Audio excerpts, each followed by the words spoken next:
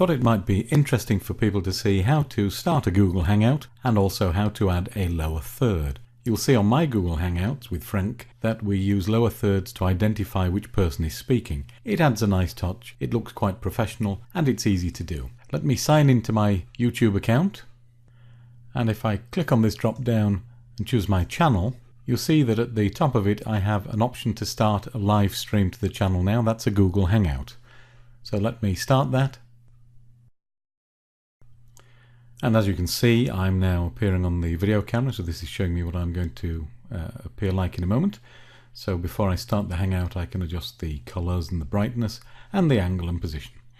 So here I can add as many people as I want to in my circle, because it's just me and Frank. He's the only person I would add.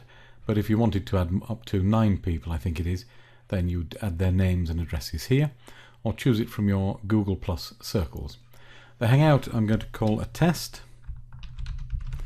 And then I'm going to enable it on air, which means it will be a live stream. This is just telling me that it will broadcast live to Google Plus and to YouTube, so thank you. And the options, the only one really is we can restrict minors from joining the Hangout. If you've got any content that is questionable, you'd want to check this box, and we're working in the English language. So if I hang out now, what will appear, as you can see, this is the main control panel for the Google Hangout. So let's have a look. The lower third is an application that I've added into my Google Hangout panel. If I click on here, you'll see that we get some options on the side. So currently the lower third is off. If I switch it on, what I can do is choose the text and the color.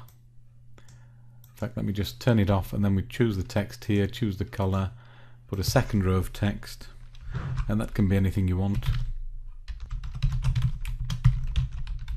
So there's an example, and if I turn this on now, so instantly you can see what happens. This appears the correct way on the Google Hangout. It's reversed for me, but that's fine. You just have to remember it's reversed. Now we do have an option for turning on the clock, so let's do that. And as you can see, we now have the time here, again reversed for me, but it will appear correctly for your viewers. I can save this as a preset if I want to. So if I like those particular settings, I just call it whatever I want to, standard or whatever phrase reminds you of the settings. Click on save, and then you have an option for pulling up next time. Okay, so that's how you would start a Google Hangout.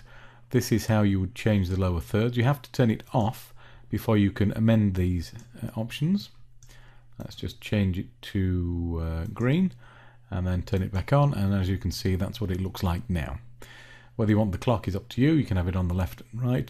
The custom overlay I haven't used, but you can use a graphic to do an overlay file, which may be interesting in some cases. I'll experiment with that for next time. This would actually start the live broadcast, and this code allows you to embed the live broadcast onto your own site. You can embed it on normal sites and WordPress blogs. It's pretty cool. Click on embed, and you get some code here which you copy and paste, put that into your WordPress blog, and you've got a live streaming Hangout on your own blog. See you next time.